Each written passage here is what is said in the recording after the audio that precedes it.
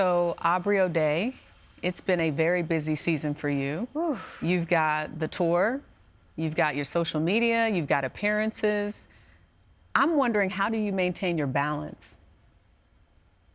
I am just in trauma-based mode right now. Like, I wake up ready to solve all the problems of the day, and I go to sleep and I wake up and do it again. I think once the tour is done, I'm probably going to just get in my shower and sob for a hot second, because I just haven't had a second to even process the ending of the trial. I went right into rehearsals.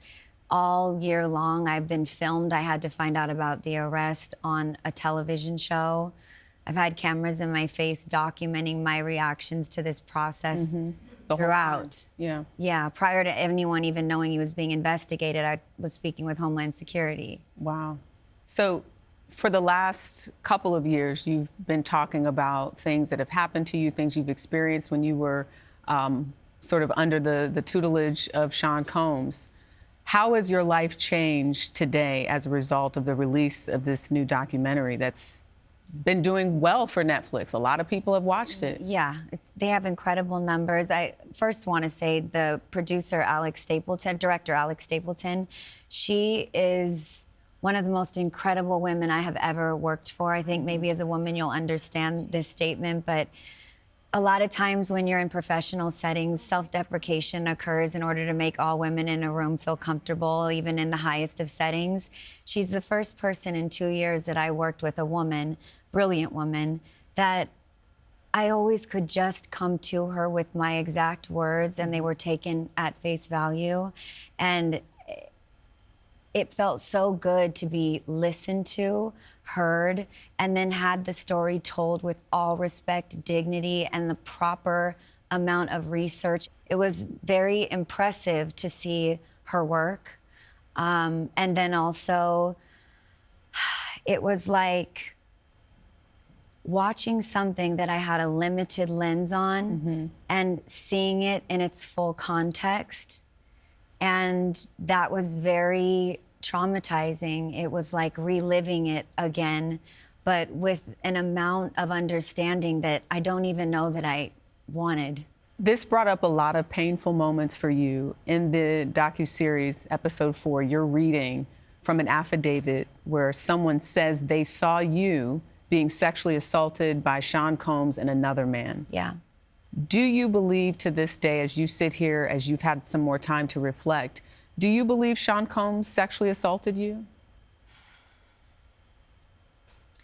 This is how I've started to process this piece. And just having parents that are lawyers and understanding how big of a deal it was, I needed to make sure that I did my due diligence on understanding that when I was contacted and given the information that this is this person, that this person is all the things that I've been told they are, that this person is 100% certain that it was me, that they didn't get another bandmate confused or somebody that just looks like me. But this person said in that affidavit they saw you with 100% and you certainty. Looked passed out and things were being done to you. Yes. And you, to this day, say you don't have any clear recollection of that? When I first got it, what I did was I pulled up all the civil suits that I had access to, and I read through every civil suit trying to see if I could find something in it that felt like something I had experienced. I had to process everything, and I read everything else to kind of see if there were patterns or something that could make me recall any of the things. You know, I reached out to my band members at first because there's a lot of details. Right. So I just came to the conclusion that this person is represented by a very big attorney. They are a victim themselves. They have a lawsuit against him, and they would be putting their own trauma and their experience that they have alleged at complete danger in the legal system and against a powerful person if they were making it up. And the story that they have told has been consistent for 2 years in every area that they've been in. So to this day, you say you don't know? I don't know. For those who have not seen this documentary, You obviously seem a bit conflicted in the doc when you talk about this, and you say, if you exposed one person, it would impact other civil lawsuits. You said either way, whether you say yes, it happened, or no, you didn't, quote, it goes right back to my shoulders. Just like that, the weight of that man and his bullshit, I will never get up from under it. Yes. Do you still feel that way today as you sit here and as Combs is behind bars? Yes, because you have to remember, now I'm back in a group that he created. And the way that he was able to really implant his, whatever his energy is, into women, and also make sure that they were always at odds or separated or not really standing by each other. Mm-hmm. Those types of traumas, if you're not working on them consistently over 20 years, will live inside of you. Yeah. Throughout this process, too, you've talked a lot about healing. You've expressed this need to forgive those who you feel are closest to you or have been closest to you throughout your life. Forgive them for maybe not protecting you or showing up in the way that you expected them to. Do you forgive Sean Combs? Because I've heard you say, you know, I'm worried about his soul. Is this actually a psychopath or a sociopath, or is this someone that made a lot of bad Can be rehabilitated. mistakes? I mean, and we know he's also been convicted of crimes. Yes. So do you forgive Sean Combs? Before I answer that question, I want to tell you, I forgive myself. That was the hard one. Because when you don't grow up getting approval, or you're not loved properly in your childhood, you're ripe for the picking, especially if you've had hard parents. And there were a lot of things that I received as, this is a person that's a family member that cares for me. He's treating me this way or doing these things because he's trying to, I believed that that was love, what love looked like, because I didn't experience love in my childhood. But like the feelings that I've had throughout all of this really come down to like forgiving myself for misplacing abuse or attention or acknowledgement as love, for confusing those things, for confusing passion and this big energy that Diddy had for everything, for the talent that we had or that I had, for somebody that would protect it. Those weren't one and the same. And so I had to forgive myself first. Do I forgive him?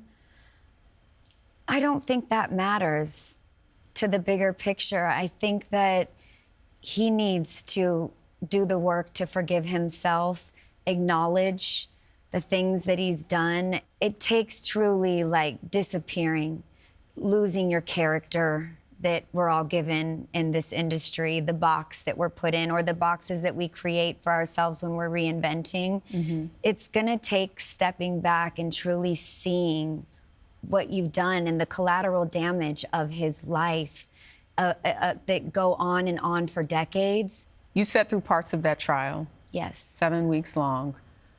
You saw his children. You've talked about being close to one of them. You've talked about him being a dad and being able to see that side of things too. What is your hope for Sean Combs? And do you think justice was served? I'll do the last question first. No. First question. I think that it is important. My thought now goes beyond him, because this is not the only person in this industry that is doing this. We are having broad conversations as a society right now about the trafficking and the behaviors that are put upon women at young, impressionable ages.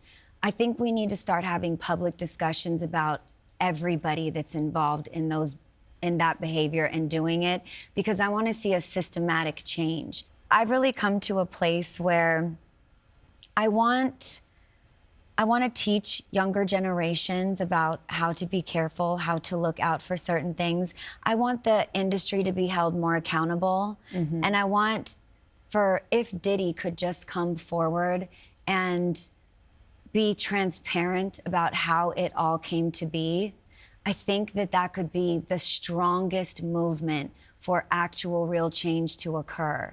Do you worry about your safety today? I mean, there's a lot of people ahead of me, but no, I think what I worry about more is that he comes out and a great fixer takes that money and builds him something new as a character and a personality, and that people start to lean into him again, and that nothing changes in the system. And if anything, it kind of advances those who haven't been caught yet or don't have charges yet to know that, like, that man didn't really have to get it that bad, and now he's rebranded and it works. Like, it's almost like it could be very problematic for women and men. Do you think the president will pardon Sean Combs? No. No. You said that very quickly and sort of as if you know. I think the only reason, in my opinion, that the president would pardon Diddy is if it worked well for him in midterms in regards to gathering a certain voting base. The moves are always strategic, and the moves right now are about midterms. Is there anything else that you wanted to say that you haven't already expressed? I just want to, like, just give, like, a humble, like, hug and love to anyone out there that was traumatized watching this. This is so much bigger than just the people that were in Diddy's paths. I'm on tour every night with people that tell me stories, horrific stories of things that they've experienced in life, and this trial was traumatizing for them. For many people, anyone that's ever even been in an abusive relationship or hit or beat or anything like that, the trauma was just so palpable for so many people, and they don't necessarily get their victory off of whatever happens with Puff because that's not their abuser. But it doesn't mean that this didn't bring up a lot for a lot of people, and anyone out there that is living with that inside of themselves or even expressing it, I just want to, like, send them as much love and protection as I can. I want to be helping people and speaking for the underdogs and speaking for the voices that aren't being heard. And I didn't necessarily get to spend the majority of my life yet being able to live in my purpose. And now you feel like you're doing that? I hope so. Thank you so much. Thank you.